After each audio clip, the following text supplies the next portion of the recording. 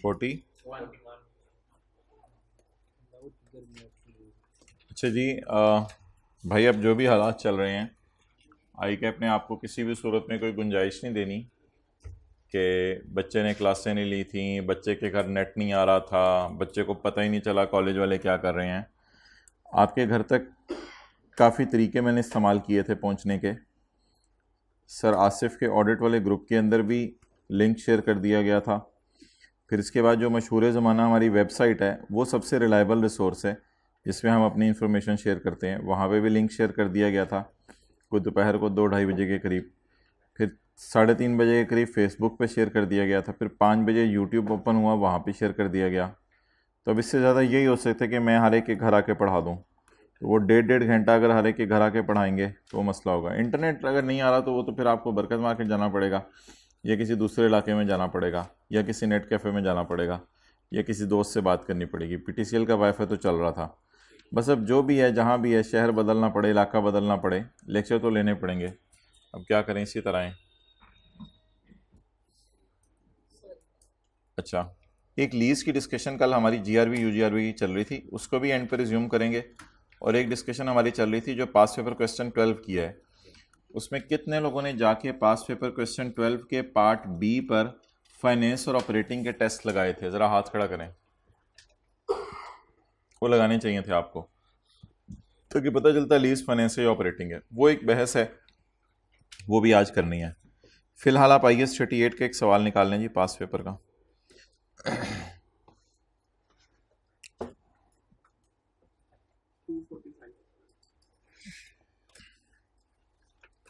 Page number 245, 248 मेरे भाई, page 248, question number 8। Question number 5 तो बबलू कर लिया हुआ था।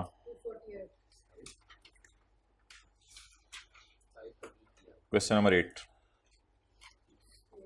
अच्छा,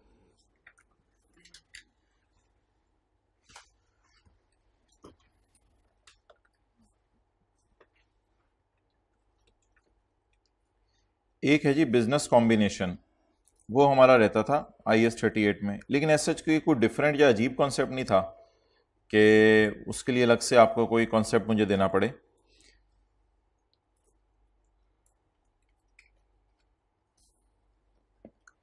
sometimes you acquire a business, यानी कि आप PTCL हैं, तो आप यूफोन के शेयर्स खरीद लें। जब आप यूफोन के शेयर्स खरीद लेते हैं, 100% बाय कर लेते हैं यूफोन को, तो ऐसी सूरत में यूफोन आपकी सारी बन जाती है। अब असल में आप यूफोन को खरीद नहीं रहे होते, उसकी लैंड के पैसे दे रहे होते हैं, उसकी बिल्डिंग के पैसे दे रहे होते हैं, उसके सॉफ्टवेयर्स के पैसे दे रहे होते हैं। तो टेक्निकली स्पीकिंग, अगर PTCL यूफोन को बाय करती है तो फिर PTCL उसकी लैंड भी बाय कर रही है, उसकी बिल्डिंग भी बाय कर रही है, उसके सॉफ्टवेयर भी बाय कर रही है, और PTCL अगर उसकी कस्टमर लिस्ट की बात करें वो भी बाय कर रही है। गुडविल की तो मैं एंड पे बात करता हूं, गुडविल के एंड पे बात करता हूं। PTCL उसकी कस्टमर लिस्ट भी बाय कर रही है, PTCL उसका ब्रांड नेम भी बाय कर रही है। क्यों? क्योंकि यूफोन के ओनर्स जो हैं, पुराने वाले जो भी होंगे, अब तो PTCL नई ओनर बनने लगी है। If PTCL is going to buy Ufone, then PTCL will pay the price of land, building, plant, machinery, its softwares, hardware, सारी चीजों की प्राइस पे करेगी। और अगर PTCL Ufone की पूरी खरीद लेती है उसको, तो फिर Ufone के कस्टमर की लिस्ट भी PTCL के पास आ जाएगी। Ufone के कितने कस्टमर्स हैं मोबाइल के? अब PTCL की नजर में ये परचेज कस्टमर लिस्ट होगी या इंटरनली जनरेटेड? तो परचेज कस्टमर लिस्ट का क्या करना था हमने? इंटेंजेबल बनाना था, नहीं बनाना था? बनाना था। परचेज्ड ब्रांड को क्या बनाना था? इंटेंजेबल बनाना था। परचेज मेथड को क्या बनाना था? इंटेंजेबल बनाना था। तो एक छोटा सा कॉन्सेप्ट है बस, अगर एक बिजनेस किसी बिजनेस को बाय करे, तो क्या उस बिजनेस को बाय कर रहा होगा या उसकी land, building, plant, machinery, intangible सबको बाय कर रहा होगा? अब सवाल यह राइज होगा कि उसके जो ब्रांड्स हैं, उसके जो अपने कस्टमर लिस्ट हैं, वो तो इसने शायद अपनी किताबों में शो ना की हो। यूफोन ने अपनी किताबों में अपनी कस्टमर लिस्ट क्यों नहीं शो की होगी? IS 38 मना करता है। यूफोन ने अपनी किताबों में अपना ब्रांड नेम क्यों नहीं शो किया होगा? इंटरनली जनरेट है। तो इंटरनली जनरेटेड चीजें यूफोन ने अपनी बैलेंस शीट में शो नहीं की होंगी। लेकिन मैं जब पीटीसीएल के एंगल से डिस्कशन शुरू करूंगा तो मेरे लिए ये सारी चीजें परचेज होंगी या इंटरनली जनरेट होंगी? परचेज होंगी। अब मैं इनको रिकॉर्ड किस पे करूंगा? मैं रिकॉर्ड किस पे करूंगा? तो वो पेज 206 पे एक लाइन लिखी भी है, इसको आपको पढ़ने की बिल्कुल जरूरत नहीं है। पेज 206 पे, if N intangible is acquired in a business combination, is cost is it's fair value. Highlight इतनी सी बात करनी है तो कर सकते हैं। Page 206, if N intangible is acquired in a business combination. Business combination में एक्वायर करने का क्या मतलब है? आपने कोई इंटेंजिबल खरीदा या पूरी कंपनी खरीद ली है? पूरी कंपनी खरीद ली है, चलता हुआ बिजनेस, उसके इंटेंजिबल सारे आपके हैं। इनको रिकॉर्ड किस पे करना जरा बताएं। तो हमारे लिए, पीटीसीएल के लिए, what will be the cost of intangibles of Ufone? Fair value, जो उनकी बाजार में फेयर वैल्यू होगी। तो पीटीसीएल ने यूफोन का सॉफ्टवेयर कितने में खरीदा जो उसकी फेयर वैल्यू है? पीटीसीएल ने यूफोन की कस्टमर लिस्ट कितने में खरीदी जो उसकी फेयर वैल्यू है? पीटीसीएल ने यूफोन का ब्रांड नेम कितने में खरीदा जो उसकी फेयर वैल्यू है? एक और भी फड्डा आएगा, सारे पैसे पे करने के बाद यूफोन वाले फिर भी कुछ एक्स्ट्रा पैसे मांगेंगे। वो शायद गुडविल की मद में आप पे कर रहे होंगे, लेकिन वो डिस्कशन मैं बाद में करता हूं। ऑब्वियसली एक रनिंग बिजनेस आप चलता हुआ खरीदेंगे तो गोरमे वालों की चीजें अगर आप खरीदें, गोरमे का बिजनेस, तो आपको गोरमे के एसेट से ऊपर भी कुछ पैसे देने पड़ेंगे, वो उसके गुडविल के पैसे देने पड़ेंगे आपको। तो ये जो डिस्कशन है इस सवाल में, बस एक बात सुन लें, अगर बिजनेस कॉम्बिनेशन होगा तो जो भी एसेट हम एक्वायर करेंगे उनकी कॉस्ट लेंगे हम फेयर वैल्यू। किस दिन की fair value? At the date of acquisition, जिस दिन आपने बिजनेस को बाय किया। जी सर, अगर जो है इसलिए नहीं उसकी मतलब कैलकुलेशन करते क्योंकि वो बहुत बन जाती है, उसको कोई स्पेसिफिक प्राइस नहीं लगानी पड़ती वो कस्टमर लिस्ट में आने के लिए। लेकिन अगर उसकी फेयर वैल्यू ही लेनी है तो फेयर वैल्यू तो यूजुअली भी यूज नहीं कर सकता। उसकी कॉस्ट रिलायबली मेजर नहीं हो सकती ना। उसने तो बनाने वाले ने, हमने कहा था बनाने वाला इसलिए रिकॉर्ड नहीं करता चीज़ें, कॉस्ट लाइबली मेजर नहीं होती। खरीदने वाला इसलिए उसको रिकॉर्ड करता है क्योंकि उसको पता होता है उसमें कितनी वर्थ है, उसकी प्राइस वो पे कर रहा है। तो बहरहाल स्टैंडर्ड ने स्पेसिफिकली मना किया हुआ है, बात सिंपल है। Apple limited is in the process of finalising its consolidated financial statements. Consolidated financial statements क्या होंगी? जिसमें पीटीसीएल के अपने भी इंटेंजिबल्स आ रहे होंगे। 248 है page number. Consolidated financial statement क्या होंगी बोले? जिसमें पीटीसीएल के अपने भी इंटेंजिबल्स आ रहे होंगे और जो पीटीसीएल ने यूफोन के इंटेंजिबल्स खरीदे हैं वो भी आ रहे होंगे। तो Apple limited is in the process of finalising its financial statements. Apple limited is like PTCL for the year ended 30/6/2018। Following information relates to groups intangibles. Group कौन होगा? ग्रुप दोनों मिला के एप्पल और वो जिसको खरीदने जा रहे हैं। एप्पल मैंगो को खरीदेगा, यानी पीटीसीएल यूफोन को खरीदेगा। तो Apple limited is in the process of consolidated financial statements. Following information relates to groups intangibles as on 30 June 2017, पिछले साल के आखिरी दिन।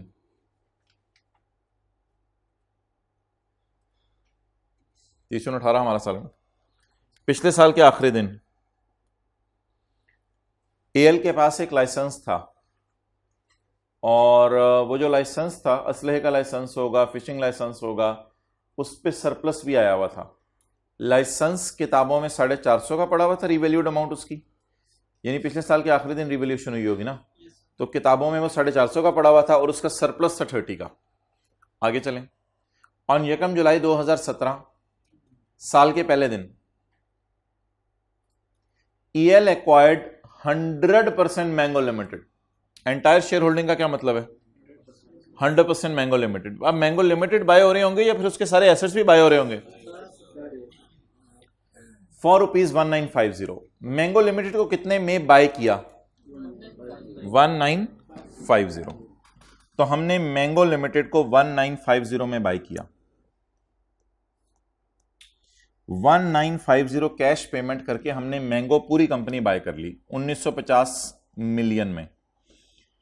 Fair values of assets in ML की books on the date of acquisition are given below. ML की किताबों में एक सॉफ्टवेयर था 200 मिलियन का। 200 मिलियन का क्या था? सॉफ्टवेयर। उसके भी हमने पैसे पे किए। 1950 जो पे कर रहे होंगे उसमें 200 सॉफ्टवेयर की मद में पे कर दिए। 1545 अदर एसेट्स।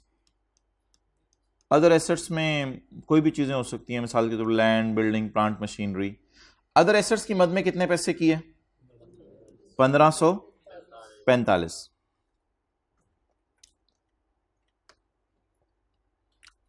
अच्छा, in respect of acquisition of ML हमने जो मैंगो को खरीदा है, following information is also available, यानी इसके अलावा कुछ और चीजें भी हमने उसकी खरीदी हैं। वो क्या हैं? वो क्या चीजें हैं, उनकी तरफ हम आते हैं।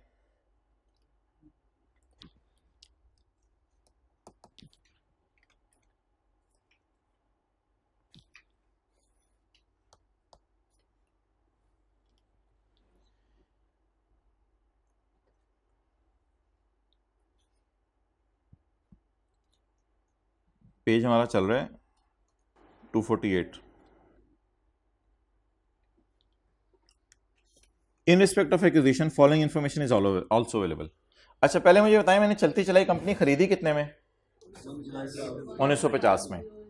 1950 जो मैंने पे किए उसमें से सॉफ्टवेयर्स के लिए कितने पे किए? 200। बाकी चीजों के लिए कितने पे किए? In respect of acquisition following information is also available. कुछ और इंफॉर्मेशन भी अवेलेबल है।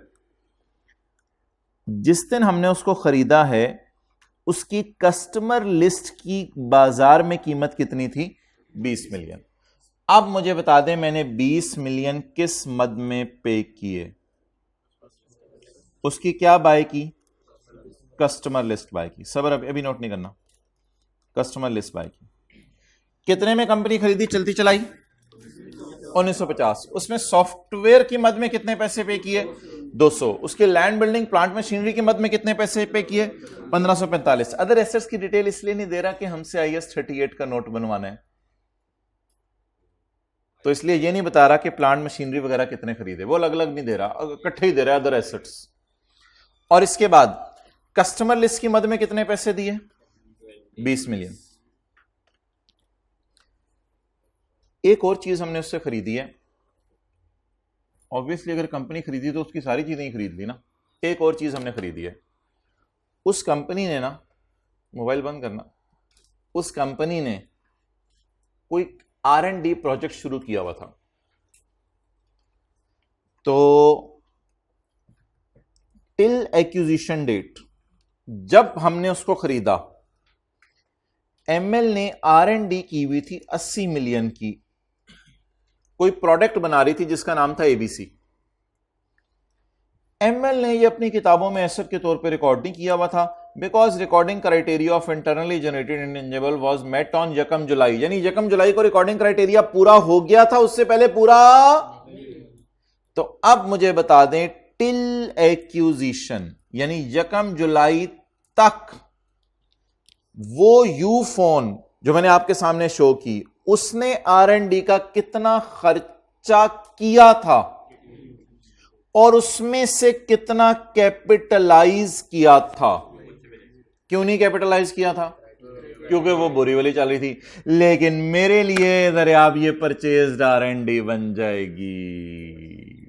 याद आ रहा है? थोड़ा थोड़ा थोड़ा थोड़ा थोड़ा मेरे लिए ये कौन सी R&D बन जाएगी? Purchased R&D। तो उसको तो मैं रिकॉर्ड करूंगा। किस पे रिकॉर्ड करूंगा ये आपने मुझे बताना है। अभी थोड़ी देर पहले मैं एक लाइन आपको पढ़वा के रहा हूं। फेयर वैल्यू, किस दिन की फेयर वैल्यू? तो फॉर दैट पर्सन 80 का खर्चा कुएं में फेंक दिया उसने और किताबों में रिकॉर्ड नहीं किया। बट फॉर मी, मैं तो पेरेंट हूं, मैं तो इस कंपनी को खरीद रहा हूं। फॉर मी, मुझे क्या गाइडेंस अवेलेबल है? मुझे ये गाइडेंस अवेलेबल है कि you are buyer So for you it is purchased R&D and you should record it. पहली बात. And second बात, at what amount? At what amount? वो मैं अभी पढ़ाया हूं. In business combination, everything will be recorded at fair value. Softwares will be recorded at fair value. R&D will be recorded at fair value. And customer list, bought customer list, मैंने खुद नहीं बनाई भी, will be recorded at fair value. अब मुझे बता दें, अगर मैं चलता चलाया बिजनेस खरीदूं तो मैंने उसकी सारी चीजों को किस पर रिकॉर्ड करना है? अपनी बुक्स में, फेयर वैल्यू पे. अब आप मुझे बस आज की क्लास का सिर्फ एक चैलेंज था, इसके बाद आगे चीजें ना सारी वो IS 38 वाली पुरानी है, उनमें इंशाल्लाह कोई मसला नहीं होना. आज की क्लास का एक चैलेंज, मैं R&D को 80 पे रिकॉर्ड करूं या ऑन दिस डेट AL का अंदाजा है कि R&D की फेयर वैल्यू 95 है. 80 पे रिकॉर्ड करूं या 95 पे? अभी एक लाइन पढ़ के आए हैं शुरू में.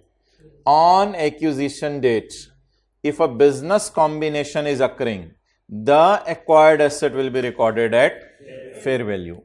मैं ये देखूं कि उसने कितने पे रिकॉर्ड करके एक्सपेंस में डाला था, या ये देखूं मेरे खरीदने वाले दिन फेयर वैल्यू क्या है? मेरे खरीदने वाले दिन फेयर वैल्यू क्या है? अब जरा आप मुझे एप्पल के जूते पहन के बता दें, एप्पल ने किसको खरीदा? मैंगो को. उसमें मैंगो के सॉफ्टवेयर की मद में कितने पैसे पे किए? 200. टोटल कितने पैसे पे किए? 1950. 1950 में से 200 सॉफ्टवेयर के लिए पे किए, 1545 प्लांट बिल्डिंग प्लांट मशीनरी के लिए परचेज किए. इसके लिए आपने 95 पे किए, इस क्योंकि 1950 में से ही पेमेंट्स हो रही है ना सारी, इसके लिए आपने 95 पे किए. और कस्टमर लिस्ट के लिए आपने कितने पे किए? अब मुझे बताएं, अगर मैं कोई चीज 1950 की खरीदूं, उसमें मेरे पास 200 वाले सॉफ्टवेयर आ रहे हो, 1545 वाले प्लांट मशीनरी बिल्डिंग आ रही हो, ABC प्रोडक्ट आ रही हो, ABC product R&D type purchased R&D, वो आ रही हो 95 की, तो ये बैलेंसिंग क्यों नहीं मैच कर रहा? मुझे DOG ने काटा है कि मैं और पैसे पे करूं. एक और इंटेंजेबल बोला है भाई ने, परचेज्ड गुडविल. वो भी तो बैलेंस शीट में नजर आनी चाहिए. परचेज गुडविल या इंटरनली जनरेटेड? ये AL की अपनी गुडविल है एप्पल की, या मैंगो की गुडविल है? और ये पैसे देके खरीदी है या खुद बनाई है AL ने? पैसे देके खरीदी है. अब मुझे बताएं क्या किया करेंगे? 2 फिगर्स हुआ करेंगी पेपर में. एक फिगर होगी हमने कितने का खरीदा बिजनेस को, दूसरी नीचे सब की फेयर वैल्यू आया करेगी. इधर क्या फिगर आया करेगी? जल्दी बोलें. हमने बिजनेस को कितने में खरीदा, इधर सबकी, उसमें से जब सबकी फेयर वैल्यू माइनस कर देंगे और फिर भी अकाउंट टैली नहीं करेगा, what does it mean? Extra पैसे किसके पे कर रहे हैं? गुडविल के. बैलेंसिंग फिगर निकालें, इसका नाम गुडविल, परचेज गुडविल, नोट कर लो. तो ये 90 एक चैलेंज था और एक चैलेंज 95 था. 95 क्यों चैलेंज था? उसमें 2 फिगर्स दी हुई थी, एक 80 की भी दी हुई थी और एक 95 की भी. हमने किस पे रिकॉर्ड करना है? 80 पे, यानी पुराने ने जितना खर्चा किया, या हमने जो फेयर वैल्यू साइन की? सुबह सुबह आते ही पढ़ाया था ना क्लास में, द बिजनेस कॉम्बिनेशन में एसेट्स को किस पे रिकॉर्ड करना है? Fair value.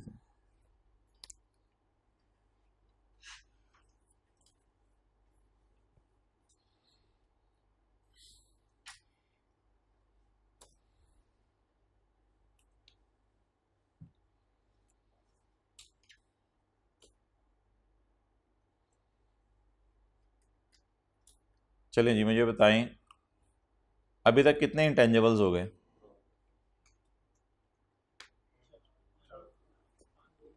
नहीं, हमारा लाइसेंस भी तो है ना. अभी पहली लाइन भूल गए, हमारा लाइसेंस भी तो एक पड़ा हुआ है अपना.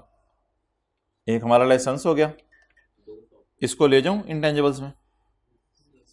इसको ले जाओ इंटेंजिबल्स में, एबीसी प्रोडक्ट, इसको भी इंटेंजिबल्स में ले जाएंगे, और ये लिखा होगा प्रोडक्ट इस साल कंप्लीट भी होगी R&D।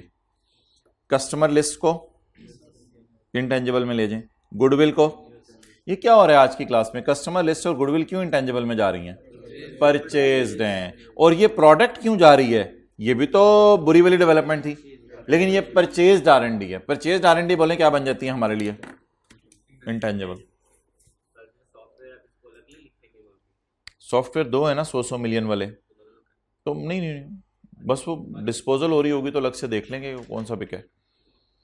ओके, अच्छा ये सारी फिगर्स को अब मैं ओपनिंग में डाल दूं, 200 को, 95 को, 20 को, 90 को ओपनिंग में डाल दूं, एक्सेलेंट, एडिशन में जाएंगी। क्यों, ये लाइन पढ़ें, ऑन यकम July 17 we acquired entire share holding. तो क्या ये पिछले साल के आखिरी दिन हमारे पास पड़ी हुई है, या ये हमने अपने साल के पहले दिन बाय की हैं? हाँ, अपने साल के पहले दिन हमने बाय की हैं। चले जी, यहां तक जितना डेटा अवेलेबल है मैं उसको व्हाइट बोर्ड पे शो करने से पहले एक दफा सवाल को पूरा पढ़ लेता हूं। अच्छा, पिछले साल के आखिरी दिन हमारे पास क्या पड़ा हुआ था जी, लाइसेंस, उसकी मार्केट वैल्यू कितनी थी 450, ठीक है, और उसमें सरप्लस कितना था 30। इस साल हमने चलता चलाया बिजनेस खरीदा, नौ विजन अपना ब्रॉड करें, चलते चलाए बिजनेस में जो भी खरीदा उसको हम अपनी किताबों में किस पे रिकॉर्ड करेंगे, फेयर वैल्यू पे। लेकिन क्या जरूरी है कि सिर्फ उन्हीं चीजों की प्राइस पे कर रहे हो, या बिजनेस के ऊपर भी कोई पैसे इसके पे कर सकते हैं? टोटल पेमेंट कितनी की हमने बिजनेस खरीदने की, उसमें सॉफ्टवेयर के लिए कितने पे किए, प्लांट बिल्डिंग मशीनरी के लिए, R&D को उसने अपनी किताबों में किस पर रख कर खर्चे में डाला था, हमारी नजर में उसकी मार्केट वैल्यू कितनी है 95, और उसकी कस्टमर लिस्ट हमने 20 की खरीदी। अब 1950 में से जब हमने फेयर वैल्यू सबकी माइनस की तो जवाब बराबर नहीं आ रहा था, इट मींस बाकी पैसे हम परचेज गुडविल है हमारी। आगे तो बस वो बचपन वाली बातें हैं। ML इनकट following expenditure on this project, ये कौन सा प्रोजेक्ट शुरू हो गया, दिस कौन सा है, मुझे तो समझ नहीं आ रही। ये वाला ML इनकट following expenditure on this project, इस प्रोजेक्ट पे इसने ये खर्चे किए हैं। प्रोजेक्ट तो एक ही है ना, ये वाला जो चल रहा है। फ्रॉम यकम July 17 till launching date, launching कब हुई है, यकम मई को। अच्छा एक और बात सुने, यकम जुलाई से यकम मई तक लैब अब खुली रही है, तो यकम जुलाई से यकम मई तक लैब खुली रही है, मई जून 2 महीने अमोर्टाइजेशन चार्ज होगी, और यकम मई तक जितना खर्चा आया है उसको अब अलग अलग करते हैं रिसर्च एंड डेवलपमेंट में। और मैंने कहा था जब आप परचेज R&D कर लेना उसके बाद आप रिसर्च दोबारा भी शुरू कर सकते हैं, क्योंकि वो अब आपने करनी है। अब तो यूफोन हमारी बन गई ना, यानी मैंगो कंपनी हमारी बन गई। आप बता दें ये रिसर्च को किधर डालें, बस एक्सपेंस और कैपिटलाइज बता दें, ई और सी लिखवा दें, कोई एक दो लाइन आपकी गलत होगी इंशाल्लाह, बाकी गलत नहीं होंगी मेरे ख्याल से। एक्सपेंस को, रिसर्च को कहां डालें, एक्सपेंस में। प्रोडक्ट डिजाइन, प्रोडक्ट डिजाइन तो मेन चीज होती है, प्रोडक्ट का डिजाइन ही तो मेन चीज होती है, और क्या होता है पीछे, यही तो कैपिटलाइज करना होता है। अभी स्टैंडर्ड के पैरास खोल लेते हैं, थोड़ी थोड़ी चीजें भूल रही हैं, कोई मसला नहीं, प्रोडक्ट डिजाइन ही तो मेन चीज होती है जिसको आपने कैपिटलाइज करना होता है। अब ये डिस्कशन सारी पुरानी शुरू हो गई है।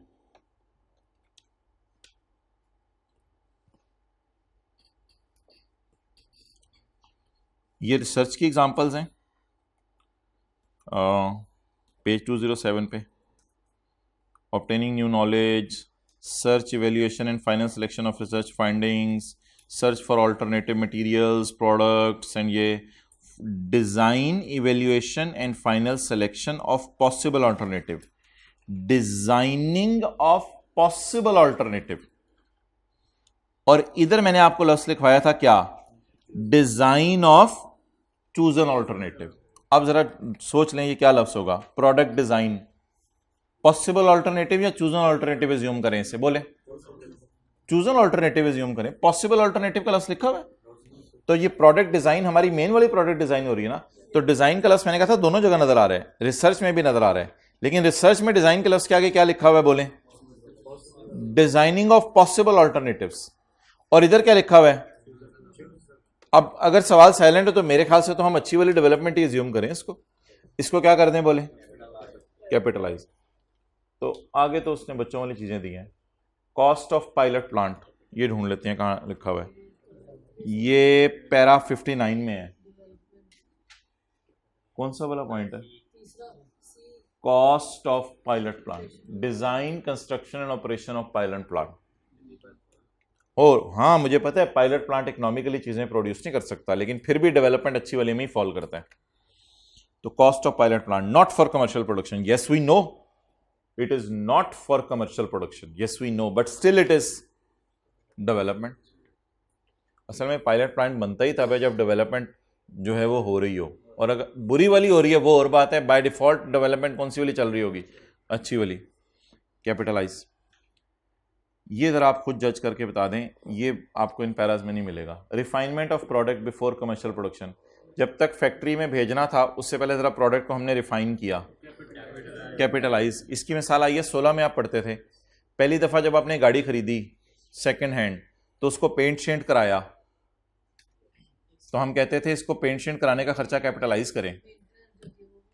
बाद वाली मेंटेनेंस एक्सपेंस में जानी है, लेकिन पहली दफा आपने गाड़ी को सेटमेंट कराया, उसके टायर चेंज कराए, उसका इंजन चेंज करवाया, उसको बॉडी का पेंट करवाया, डेट इज रिफाइनमेंट, ये तो कैपिटलाइज होगी।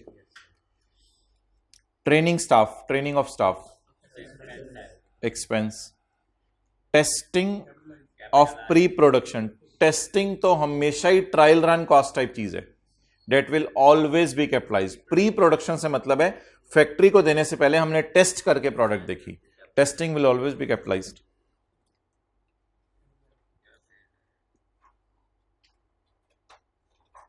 ये वो एक पॉइंट था जो अजीब सा एक आपने दिया इस दफा।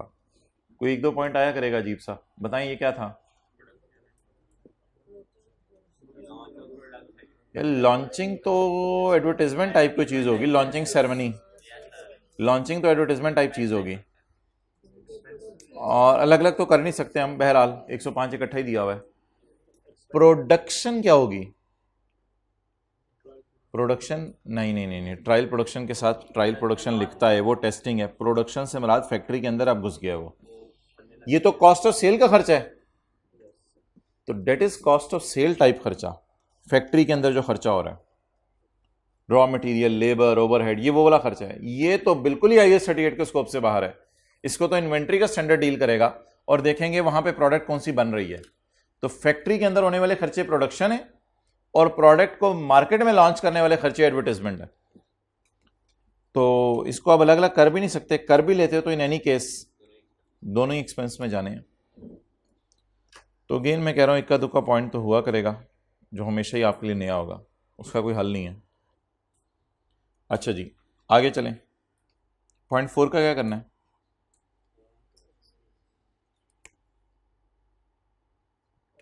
साल के पहले दिन AL की अपनी कस्टमर लिस्ट जो है उसकी वैल्यू माशाल्लाह 35 मिलियन है। एक्सेलेंट।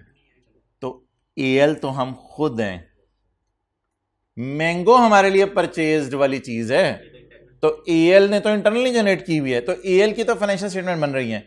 AL की जिम्मेदारी क्या होती है? AL की जिम्मेदारी होती है अपनी फाइनेंशियल स्टेटमेंट भी बनाना और जिस कंपनी को खरीदा है उसके इंटेंजिबल भी साथ शो करना। अब मैंगो की कस्टमर लिस्ट को हमने क्यों इंटेंजिबल में आज डाला था थोड़ी देर पहले? वो परचेज्ड है, और ये इस पॉइंट को इग्नोर कर देंगे पेपर में, बस पॉइंट 4 क्रॉस कर दें, कुछ भी नहीं करना। और ऐसी कोई लाइन भी नहीं डालनी कि मैं इग्नोर कर रहा हूं, बस इग्नोर कर दिया। नीचे कोई लाइन नहीं लिखी हुई कि इग्नोर करने वालों को अलग से बताओ। गुडविल के अलावा बाकी चीजों की लाइफ क्या है? 10 साल। तो मेरे ख्याल से ना जगह जगह लाइफ नहीं दी उसने, लाइफ एक ही दफा पे रेंट पे दे दी। तो ठीक है, सबको एक ही दफा 10 साल पे डिप्रिशिएट कर देंगे, अमोर्टाइज जो भी करना हुआ। अच्छा, हमने एक सॉफ्टवेयर 110 मिलियन में बेच दिया है, किस दिन बेचा है? 9 महीने इस्तेमाल करके, 9 महीने इस्तेमाल करके। हमने वो सॉफ्टवेयर किस दिन खरीद लिया था? 1 जुलाई को। कितने खरीदे थे वैसे? ये कैसे इल्हाम हुआ आपको? Excellent. 200 divide by 100, 200 divide by 100, तो कितने सॉफ्टवेयर हो गए? 2। 100 मिलियन के 2 सॉफ्टवेयर हो गए, तो उनमें से एक क्या कर दिया? बेच दिया। 110 कहां जाएगा? PP के नोट में, IAS 38 के नोट में। 110 कहीं नहीं जाता, ये सेल प्राइस है, ये डिस्पोजल के अकाउंट में जाएगा। हाँ, हम जरूर बाकी चीजें मैं आपको इंशाल्लाह निकाल के दिखाऊंगा। फिक्स्ड एसेट बेचा कितने का, मेरा नहीं ख्याल ये पीपी के नोट में कहीं जाता है डब्बों में, ग्रॉस कैरिंग अमाउंट या कम रिडक्शन। हाँ, इनकी ग्रॉस कैरिंग अमाउंट 100 रुपये, वो हम इंशाल्लाह निकालेंगे, और कम रिडक्शन भी इनके निकाल लेंगे, लेकिन सॉफ्टवेयर हैं इसलिए अकोमोडेटेड अमोर्टाइजेशन का लफ्ज बोलेंगे। Group follows the revaluation model for licence whereas cost model for other intangibles, and in the end साल के एंड पे लाइसेंस की फेयर वैल्यू 350 है। साल के शुरू में कितनी थी? 450। साल के एंड पे कितनी है लाइसेंस की value? 350। Goodwill is impaired by 20%। Goodwill impair होती है या डेप्रिशिएट होती है? इंपेयर होती है, डेप्रिशिएट होती है? इंपेयर। तो गुडविल इंशाल्लाह 90 की निकल आई है हमारी, इसको इंपेयर भी करेंगे साल के एंड पे। कितने परसेंट से? 20% से। बस ये था सवाल, शुरू करेंगे।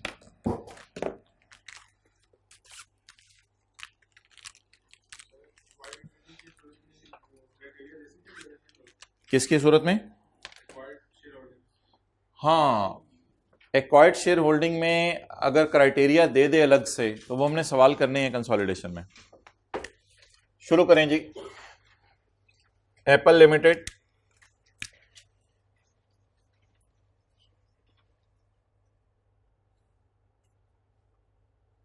Notes to the financial statements for year ended 30/6/18।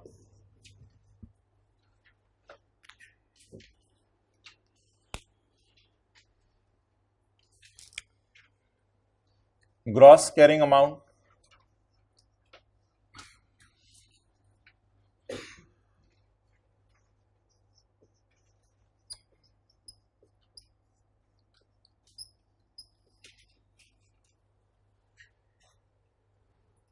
और 6-7 लाइनें छोड़ के accumulated amortisation slash impairment. Impairment भी इधर ही डाल देंगे।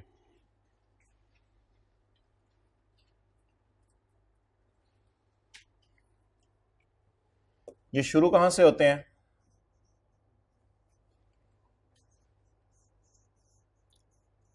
ओपनिंग बैलेंसेस से।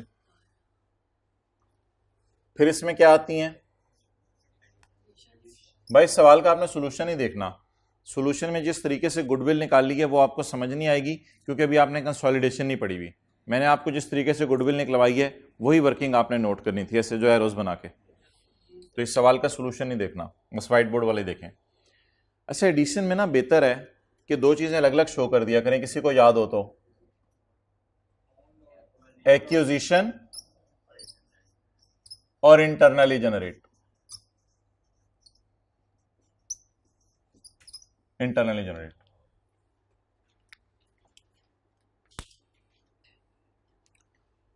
और क्या आएगा? डिस्पोजल और क्लोजिंग। बताइए जी, और क्या आएगा? डिस्पोजल और क्लोजिंग। हाँ, जिस वक्त रिवैल्यूएशन आती है तो रिवैल्यूएशन के वक्त तो अकोमोलेटेड अमोर्टाइजेशन का बैलेंस भी शिफ्ट किया जाता है एसेट अकाउंट के अंदर, और रिवैल्यूएशन भी रिकॉर्ड होती है। अब मैं 3 लाइनें डालने लगा हूं, लेकिन वो मैं डालूंगा आज ब्लू मार्कर से। वो 3 लाइनें आपने कब डाला करनी है? जब सवाल में आ जाए रीवैल्यूएशन। 2 लाइनें ग्रॉस कैरिंग अमाउंट वाले कॉलम में जाएंगी और 1 लाइन अमोर्टाइजेशन वाले कॉलम में जाएगी। इधर बता दें 2 लाइनें कौन सी नहीं आएंगी रिवैल्यूएशन की वजह से? रिवैल्यूएशन सरप्लस या लॉस, 1 लाइन ये आ जाएगी। दूसरा, transfer of accumulate, transfer of surplus नहीं, वो तो रिटेन अर्निंग में जाता है। Transfer of accumulated amortisation balance to asset account. Transfer from here to here. अच्छा, इधर 2 लाइनें आ जाएंगी नहीं, इधर 1 लाइन नहीं आ जाएगी ड्यू टू रिवैल्यूएशन। एक चीज मुझे बता दें अगर आपको याद हो, इधर अमोर्टाइजेशन पहले आती है या ट्रांसफर पहले आती है? जो मर्जी कर दीजिएगा पेपर में, कोई मसला नहीं, लेकिन मैं ऐसा सजेस्ट नहीं करूंगा, जो मर्जी करें, आप सवाल को देखें और फिर डिसाइड करें। अगर आपको लगे रिवैल्यूएशन साल के शुरू में हो रही है, तो फिर आप ओपनिंग बैलेंस को ट्रांसफर कर दीजिएगा, फिर लाइन डालिएगा अमोर्टाइजेशन की। FR1 की बातें हो रही हैं। अगर आपको फील हो रिवैल्यूएशन साल के शुरू में हो रही है, तो फिर ओपनिंग बैलेंस को ट्रांसफर कर दीजिएगा, ट्रांसफर। और अगर आपको लगे रिवैल्यूएशन साल के, तो फिर अमोर्टाइज करके फिर ट्रांसफर कीजिएगा।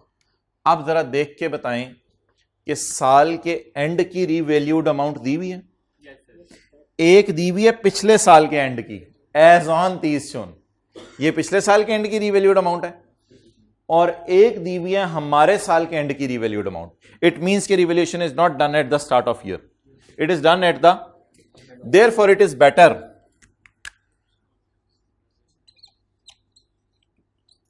कि एरर का चांस ना हो। आप पहले क्या शो करें, अमोर्टाइजेशन। अब इनको क्या कर दें, ट्रांसफर फ्रॉम यहां से टू यहां, और एक और लाइन ब्लू मार्कर से डालें जो रिवैल्यूएशन की वजह से आनी है। That is called as revaluation, may be surplus, may be loss. हाँ, ट्रांसफर पहले आएगा ना, ट्रांसफर करके एसेट बुक वैल्यू पे आ जाएगा, फिर उसे रिवैल्यू करेंगे। अब वो ब्लैक मार्कर मैंने वापस पकड़ लिया है, मुझे कोई एक एक लाइन बता दें जो इधर डालनी है ताकि खत्म हो। डिस्पोजल, क्लोजिंग छोड़ो, क्लोजिंग वो आ जाएगा, बस पहले बस डिस्पोजल इधर लिख दूं। अच्छा यार सॉरी, अमोर्टाइजेशन के साथ एक और लाइन आनी थी इम्पेयरमेंट की, माजरत। तो कोई नहीं, आपने लिख लिया तो नीचे लिख लें, कोई मसला नहीं। बल्कि ठीक है, हम बड़े बड़े बच्चे बन जाते हैं, हम बड़े बच्चे बन जाते हैं। अगर आपसे गलती हो गई है तो कोई मसला नहीं। अब नीचे हम इधर इम्पेयरमेंट काट देते हैं, नीचे नोट कर लेते हैं। क्या चल रहा था बोले, ट्रांसफर, ताकि उसकी ज़रा रिवीजन भी हो जाए। और इधर क्या आ जाएगा बोले, डिस्पोजल। एक लाइन किसके लिए छोड़ दूं, क्लोजिंग। अब एक लाइन क्लोजिंग के लिए छोड़ के क्या डालूं नया line item, accumulated impairment loss. अगर आप इसमें मुझे इजाज़त दें तो मैं यहां ओपनिंग लिख दूं, हालांकि मुझे पता है ओपनिंग इम्पेयरमेंट नहीं है, तो सिर्फ इधर इम्पेयरमेंट लॉस। अब जगह बिल्कुल नहीं बचनी, इसलिए मैं ओपनिंग नहीं लिख रहा, ओपनिंग आप लोग लिख लें खुद, वहां डैश डाल दीजिएगा। इधर मैं लिख रहा हूं सिर्फ इम्पेयरमेंट लॉस, और यही मेरा क्लोजिंग बैलेंस बन जाएगा।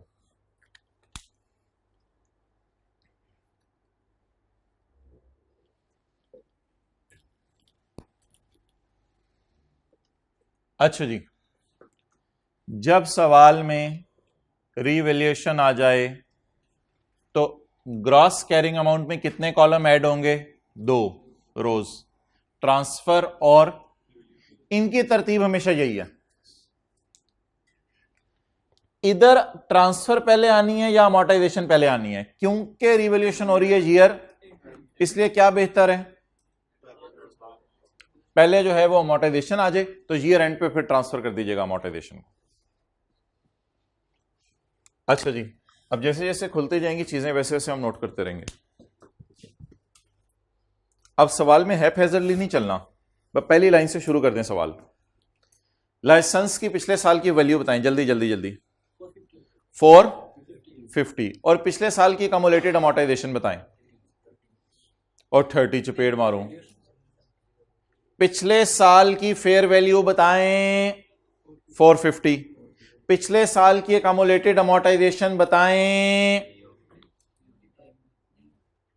क्यों, एक्सेलेंट भाईजान। जब पिछले साल के एंड पे रीवैल्यू हुआ होगा ना, तो रीवैल्यूएशन के दिन सारी अकमुलेटेड अमोर्टाइजेशन कहां फेंक दी होगी, एसेट अकाउंट में ट्रांसफर होगी ना। तो अकमुलेटेड अमोर्टाइजेशन का बैलेंस मैं क्यों जीरो लेके स्टार्ट करूं, क्यों जीरो लेके स्टार्ट करूं लाइसेंस में, इधर लिख दूं 0 और इधर लिख दूं 450। रीजन बताएं जरा जल्दी से। पिछले साल तक की एकमुलेटेड अमोर्टाइजेशन कहां शिफ्ट हो गई होगी? और अल्लाह का शुक्र है गलती आपसे पेपर में इसलिए नहीं होनी थी कि अमोर्टाइजेशन अमोर्टाइजेशन दी नहीं हुई थी, आपने लिखनी भी जीरो ही थी, तो इसलिए पेपर में गलती वैसे ही नहीं होनी थी। हमने थोड़ी लॉजिक की बात कर दी ना।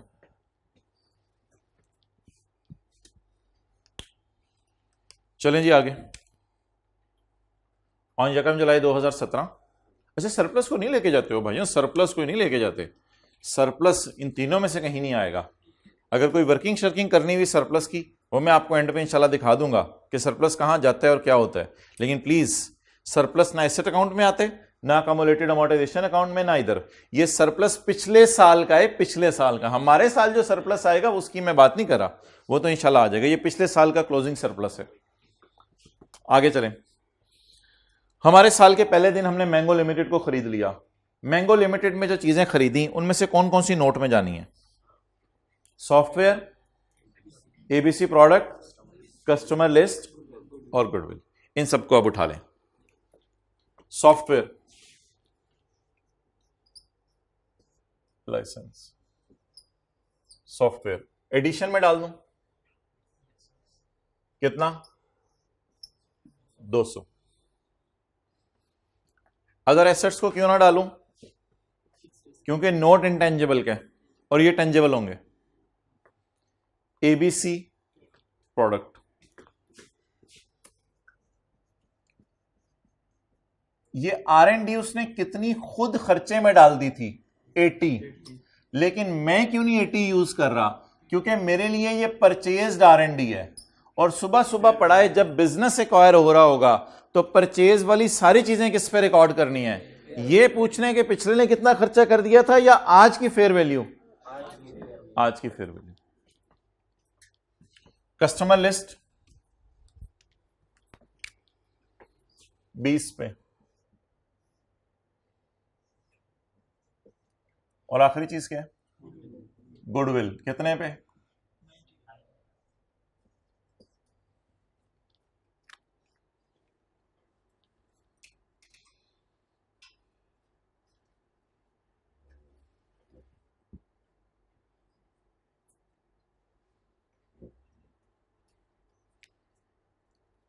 सॉफ्टवेयर किस पे रिकॉर्ड किए हैं? Fair value. बार बार लफ्ज बोले फेयर वैल्यू ताकि याद हो। प्रोडक्ट किस पे रिकॉर्ड की है? कस्टमर लिस्ट क्यों रिकॉर्ड कर दी है? परचेज्ड है। किस पे रिकॉर्ड की? गुडविल भी परचेज्ड है आज। नेक्स्ट, हो गया सारा।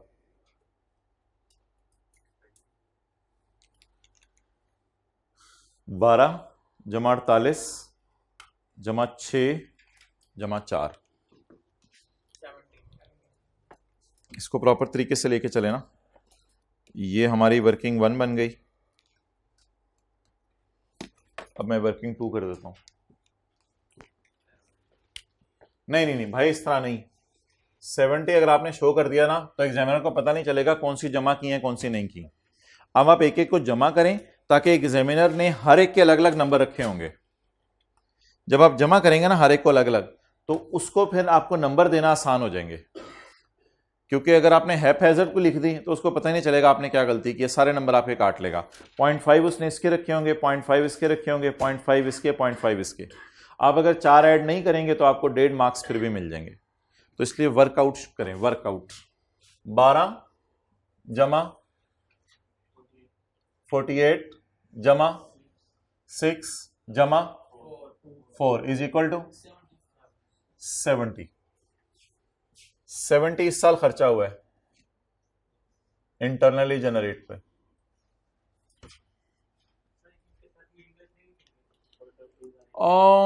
यार इसके साथ इंग्लिश मेरा नहीं ख्याल लिखना जरूरी है। आई कैप भी नहीं लिख रहा, ये पहले मैं भी लिखा करता था। इसका हल ये है कि यहां वर्किंग 2 आप लिख दें, बस इंग्लिश लिखना जरूरी नहीं है कि ये क्या निकाल रहे हो आप। और इसके साथ वर्किंग 1, गुडविल वर्किंग 1 से निकली है।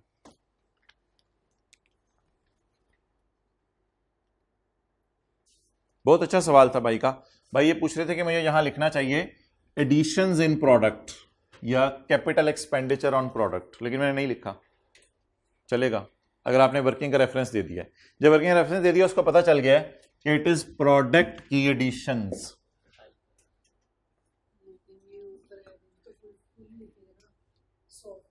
हाँ, यहां तो ये तो नोट का हिस्सा है भाई, यहां तो कोई गुंजाइश नहीं है, ये पूरा लिखेंगे, ये सॉफ्टवेयर पूरा लिखेंगे, SW में लिखेंगे।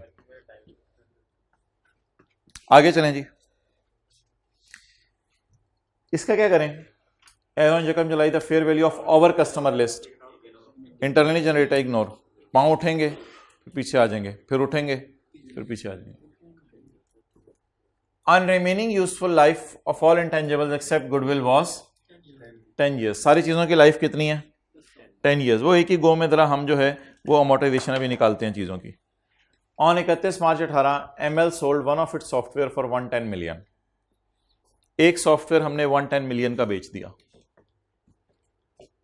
अच्छा जी, सॉफ्टवेयर जो हमने 110 million का बेचा है, इसके लिए मुझे सॉफ्टवेयर की 3 चीजें चाहिए। सॉफ्टवेयर की 3 चीजें चाहिए। एक, मुझे बिके हुए सॉफ्टवेयर की कॉस्ट चाहिए, वो मैं एसेट अकाउंट से बाहर निकाल दूंगा, वो मुझे बताएं।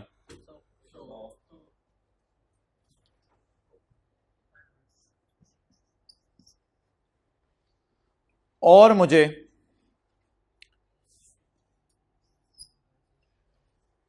बिके हुए सॉफ्टवेयर की अमोर्टाइजेशन चाहिए और सारे सॉफ्टवेयर की इस साल की भी अमोर्टाइजेशन चाहिए, ताकि मैं सभी साथ फारिग कर दूं। अब मुझे बता दें सिर्फ क्या 2 चीजें रह गई निकालने वाली। दोनों सॉफ्टवेयर्स की इस साल की अमोर्टाइजेशन जितना जितना इस्तेमाल हुए, और बिके हुए सॉफ्टवेयर की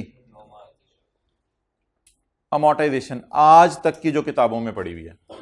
मैं अब हेडिंग देने लगा हूं समझने के लिए, अमोर्टाइजेशन ऑफ सॉफ्टवेयर साल के शुरू में कितने थे? आप लोग इस तरह नहीं करते होते थे, ऑन ओपनिंग 0, साल के शुरू में नहीं थे।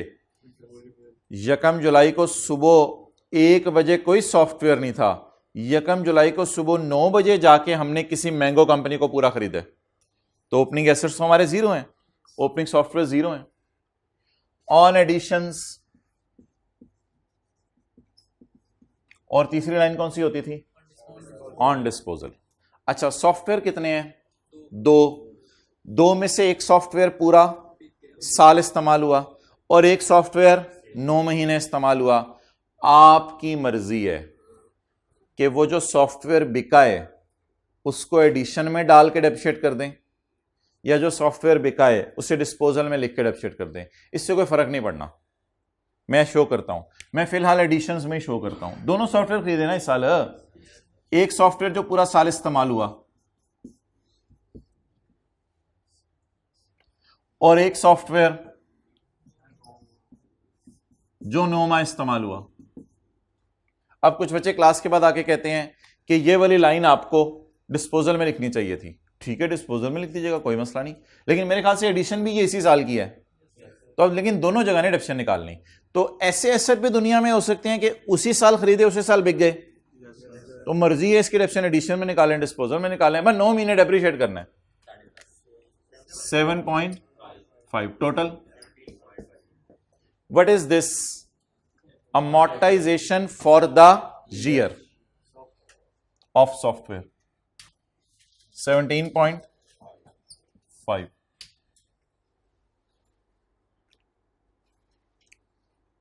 मेरे ख्याल से तो शायद आप इतने बड़े हो गए हैं कि अब वर्किंग 4 करने की जरूरत नहीं है। अगर कोई फिगर इधर से निकालनी है आप निकलवा दें ताकि बात खत्म हो। एक्सेलेंट। बस अकोमोलेटेड अमोर्टाइजेशन क्या निकालनी? अच्छा, कब से कब तक की अमोर्टाइजेशन आप निकालते होते थे बिके हुए एसेट्स की? From the date of purchase till the date of, और वो यही है, परचेज ही हमारे साल की है। तो अगर थोड़े से बड़े हो गए हैं तो वर्किंग ना करें कोई नई, बस ये 7.5 इधर लिख दें।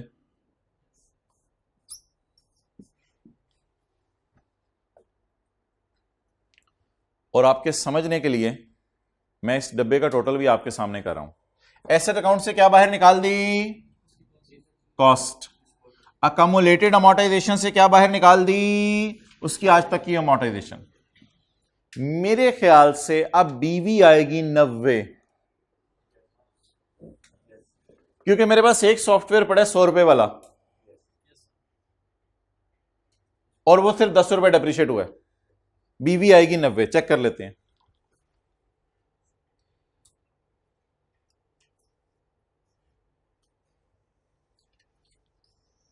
क्लोजिंग बोलें 100,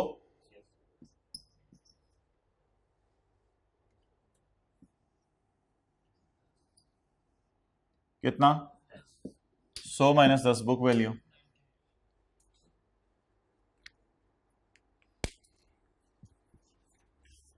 मेरा सवाल वही है, सवाल के अंदर दिया हुआ 110 कहां लेके जाना है? सवाल के अंदर दिया हुआ 110 कहां लेके जाना है? डिस्पोजल अकाउंट बनाना ही नहीं तो छोड़े परे, कैश रिसीव कर लो, वैसे टाइम ज़ाया करना है कर लो।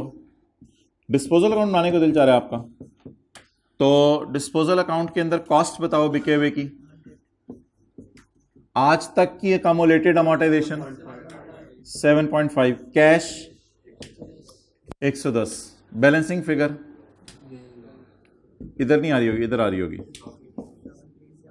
17 नो नीड ऑफ 110 को कहीं नहीं लेके जाना।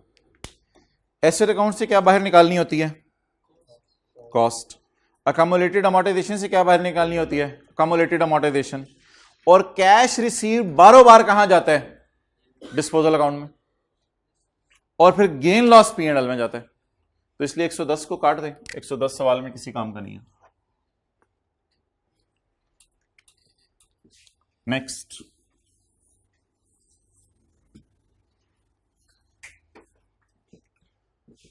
Group follows the revaluation model for licence. पिछले साल के एंड की क्या थी फेयर वैल्यू? 450। इस साल के एंड की 350। whereas cost model is used for other intangibles. As on 30/6/18, fair value of license was assessed at 350 million. Year end के ऊपर लाइसेंस की फेयर वैल्यू 350 है।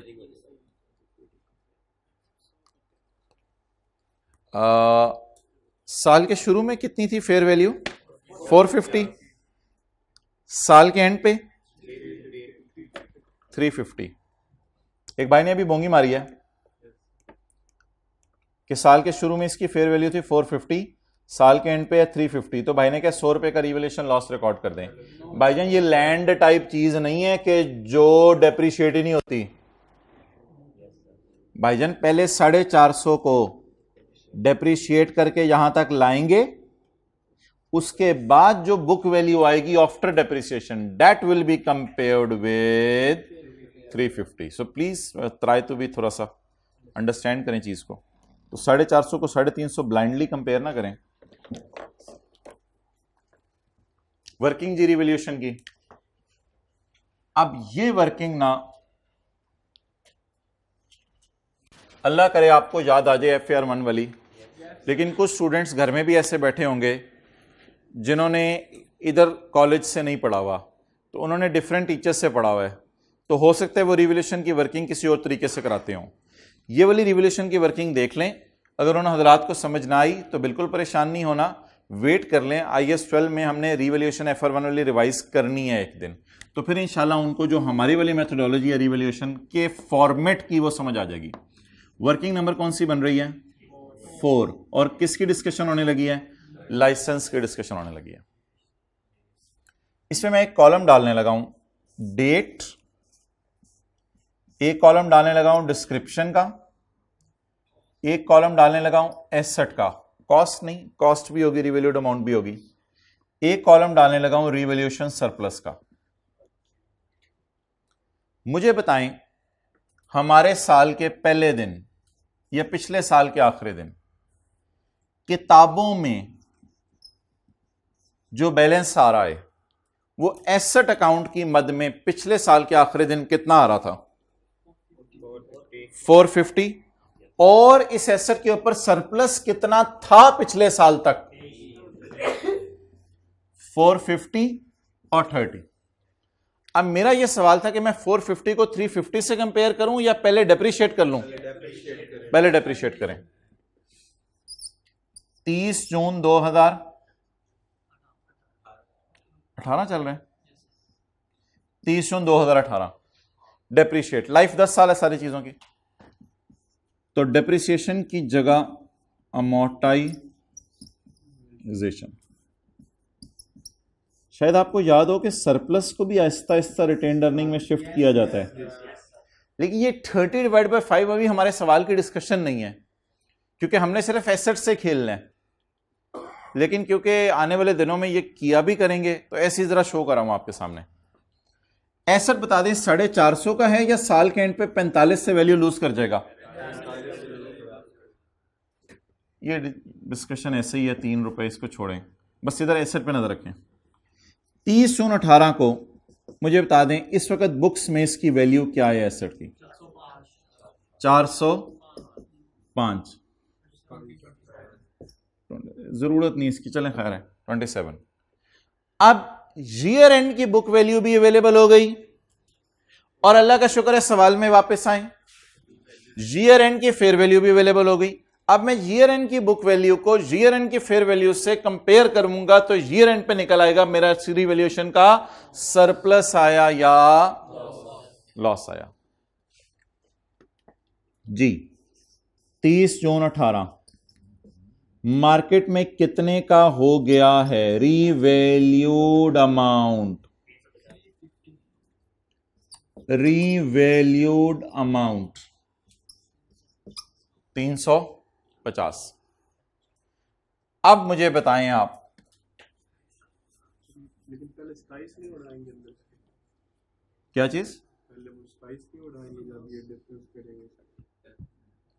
वो सरप्लस की डिस्कशन चलेगी, अभी ना रहने दो, जब हम रिवैल्यूएशन शुरू करेंगे ना फिर आपके सारे सवालों का जवाब आ जाएगा। अभी अपनी बहस को सिर्फ एसेट तक रखो, फिर मैं आपका कोई सवाल है तो लेता हूं। जी रिवैल्यूएशन, लॉस कितना? आपकी बात बिल्कुल ठीक है, ये जो 55 का लॉस आएगा पहले 27 के सरप्लस को खत्म करेगा, बाकी P&L में जाएगा। But that discussion is of final account, not of this standard. हमारी डिस्कशन सिर्फ इतनी सी महदूद है फॉर IAS 38। तो मेरा एसेट का सरप्लस पिछले साल कितना था छोड़े परे, मेरा एसेट कितने का था पिछले साल? 450। किसी को मसला है इस कैलकुलेशन में? वेट करे, IAS 12 में इंशाल्लाह ये डिस्कशन आ जानी है। मेरा एसेट कितने का था? 450। कितने साल में वैल्यू लूज करना था? 10 साल में। हमारे साल कितनी वैल्यू लूज कर गया? 45। किताबों में कितने का पड़ा हुआ है? 405 का। 405 वाली चीज साल के एंड पे बाजार में कितने की है? तो 55 का क्या आ गया? लॉस आ गया। अब आप मुझे बताएं जर्नल एंट्रीज कितनी होंगी? 45 रुपए की कोई जनरल एंट्री बताए, 45 रुपए की। Amortisation expense debit, accumulated amortisation credit, accumulated amortisation credit, पहली एंट्री होगी। इसकी मेरे भाई 2 एंट्रीज होती हैं। What is the balance in accumulated amortization account? 45। एक एंट्री होगी accumulated amortization debit asset account credit, और आखिरी एंट्री asset account credit। ये वाली साइड मैं इसलिए नहीं बोल रहा, मुझे क्या, मैं तो एसेट से खेल रहा हूं अभी। Asset credit with how much? 55। और इन द एंड इंशाल्लाह बीवी आएगी 350, वो हम देख लेंगे। इन द एंड बीवी आएगी 350। चलें जी, तसल्ली से जरा मुझे 2 जनरल एंट्रीज रिवाइज करा दें। अमोर्टाइजेशन चार्ज करने की एंट्री बचपन में पढ़ी थी, किसी को याद हो? Amortisation expense debit, accumulated amortisation credit. क्या मैं रिवैल्यू करूं या रिवैल्यू करने से पहले एसेट को वार्म अप करूं, यानी अकोमोलेटेड अमोर्टाइजेशन को एसेट में शिफ्ट कर दूं? What is the balance lying in accumulated amortisation account? Shift this balance, accumulated amortization debit और asset account credit. ये तो हो गई accumulated amortization को एसेट में शिफ्ट करने की एंट्री, FR1 वाली. आखिरी एंट्री बता दें, asset credit, surplus debit, P&L debit. छोड़े छोड़े छोड़े छोड़े, FR1 शुरू होगी, छोड़े. एसेट क्रेडिट बस. With how much?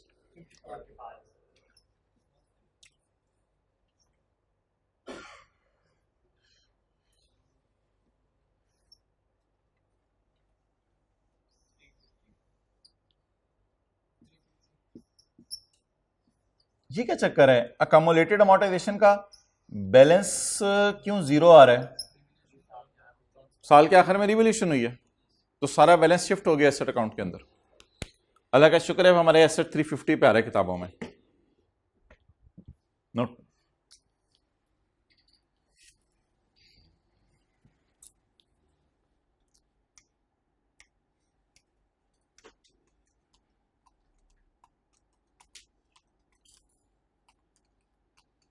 अच्छा, वैसे ये सवाल ना भी कराया जाता ना तो आधा आप हजरात ने खुद कर लेना था. आखिरी जी एडजस्टमेंट नहीं, अभी नहीं. Goodwill has been impaired by 20%. Goodwill has been impaired by 20%. Goodwill कितनी है? वर्किंग नंबर चले निकाल लें इधर ही जगह. Working 5, 90 into 108. और यार मड़ा ना कर, मारने तुझे. 18.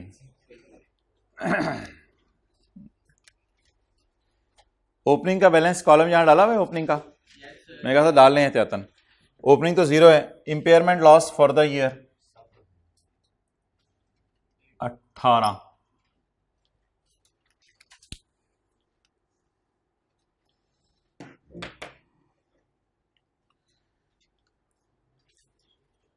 कोई जगह आपको अगर खाली खाली फील हो रही है तो बता दें, वो भर के फिर मैं टोटल्स करना शुरू करूं. नहीं नहीं, अमोर्टाइजेशन गुडविल की नहीं आएगी. गलत बात कर रहे हो, गुडविल अमोर्टाइज नहीं होती. और कोई जगह खाली पड़ी है तो प्रोडक्ट की लाइफ 10 साल, कस्टमर लिस्ट की लाइफ 10 साल, तो इन दोनों को अमोर्टाइज कर दें. कहीं नहीं लिखा हुआ इनडेफिनेट लाइफ है चीजों की. Remaining useful life of all intangibles. तो ये नहीं ज्यूम करना किसी की लाइफ इनडेफिनेट है. इनडेफिनेट लाइफ होती है तो सवाल बताता है. और ऑल का मतलब बताएं क्या है? ये ऑल सर्कल लगाएं. ऑल का मतलब बताएं क्या है?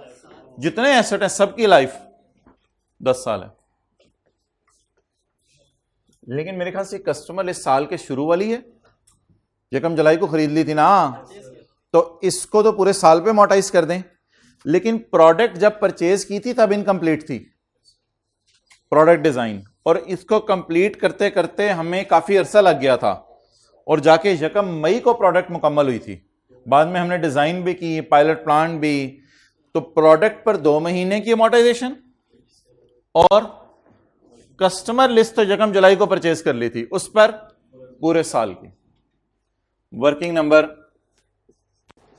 6, कस्टमर लिस्ट नहीं, प्रोडक्ट बताएं. 95 नहीं, 95 ना, 95 जमा 70. प्रोडक्ट है कितने की? 95 की कहां से भाई? 95 की खरीदी थी, 70 का खर्चा किया था. What is total cost of additions? 165. तो 95 plus 70 is equal to divided by 10 multiplied by May June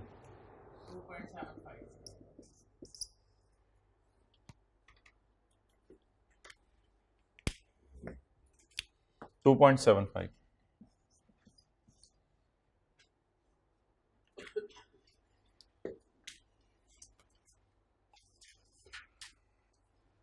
And last, working 7, customer list 20 divided bye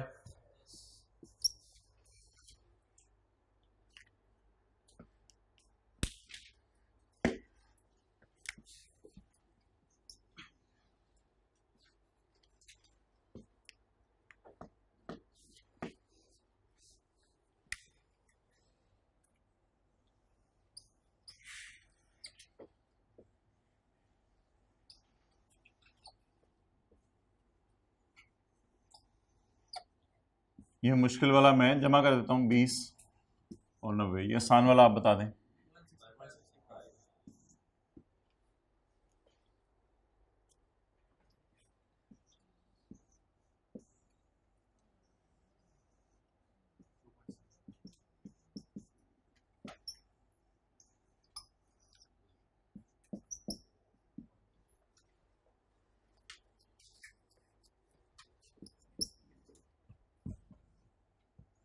इस डब्बे की जरूरत नहीं है पेपर में।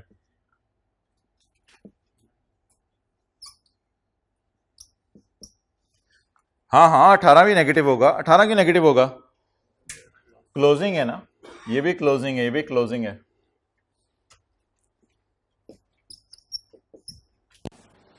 बीवी, बीवी के लिए वैसे जगह नहीं बची।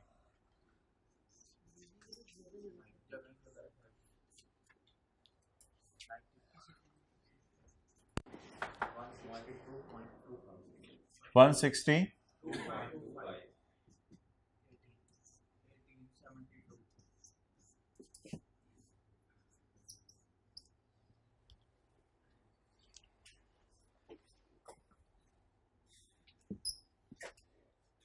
कैमरा यहां तक रखो, वहां से लेके, ताकि अगर किसी ने अब तस्वीर खींचनी है।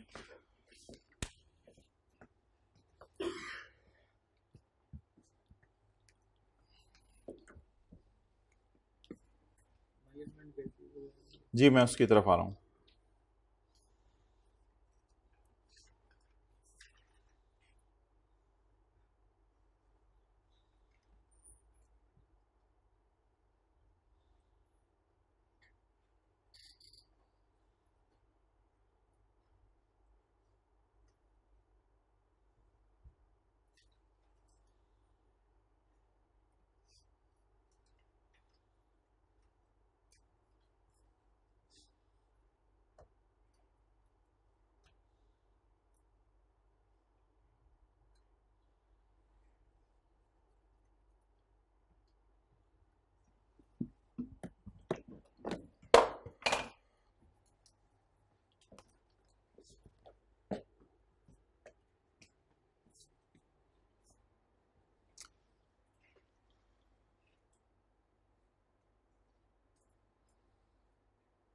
अच्छा ये आप बता दें कि सिर्फ ये लाइन नहीं थी, परचेज एसेट्स को बिजनेस कॉम्बिनेशन में किस पे रिकॉर्ड करना है? At the date of. और थोड़ी सी हमने एक रिवैल्यूएशन की एडजस्टमेंट की है। अगर वो किसी को भूल रही हैं तो बिल्कुल रिलैक्स हो जाए, ये इंशाल्लाह हम ISL में पढ़ेंगे। 3 एंट्रीज मैंने की थी इन दोनों को सामने रखते हुए।